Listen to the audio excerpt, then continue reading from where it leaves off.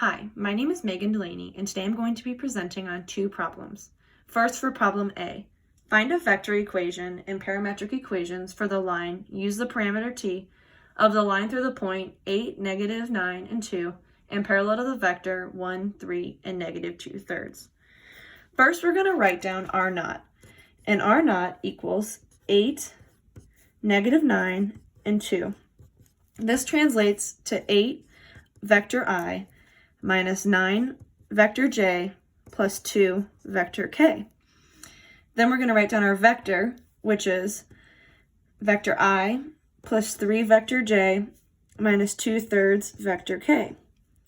Now we're going to use the vector equation, which is r equals r naught plus t vector v, to get the vector equation. So r equals parentheses 8 vector I minus 9 vector j plus 2 vector k plus t parentheses vector I plus 3 vector j minus 2/3 vector k close parentheses.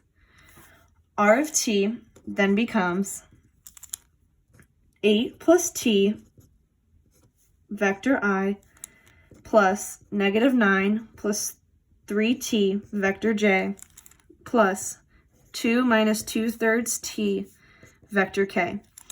So this answers our first part of the problem, which is what is the vector equation. From this point, we can use our answer to find the parametric equations. So the parametric equations are x equals 8 plus t, y equals negative 9 plus 3t, and z equals 2 minus 2/3 t. So there's the answer to problem A. Now, for problem B,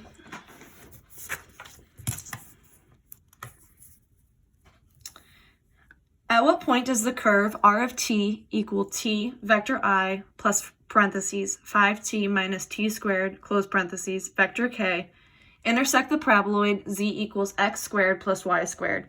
We are trying to find the smaller and larger t value.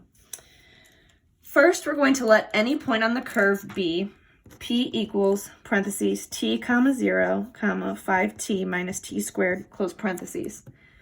So now we're going to substitute the point t 0 5t minus t squared into the paraboloid z equals x squared plus y squared.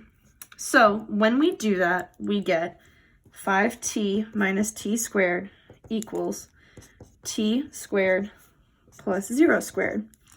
So then we get 5t minus t squared equals t squared. We are going to subtract t squared and get 5t minus 2t squared equals 0.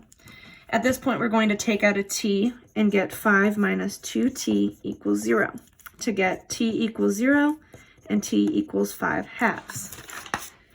To find the point of intersection of the curve and paraboloid, we're going to substitute t equals 0 into t comma 0 comma 5t minus t squared. So when we do this, we are going to get zeros. So this is the point on the curve for t equals 0. So to check that this point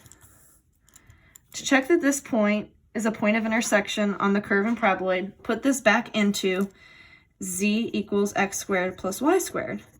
So when we do that, we get 0 equals 0, which means that this point satisfies the paraboloid z equals x squared plus y squared. So that also means 0, 0, 0 is our first point of intersection. So now, to find the next point of intersection of the curve and paraboloid, put t equals 5 halves into t comma 0 comma 5t minus t squared. So when we do that, we get 5 halves comma 0 and 5 halves squared.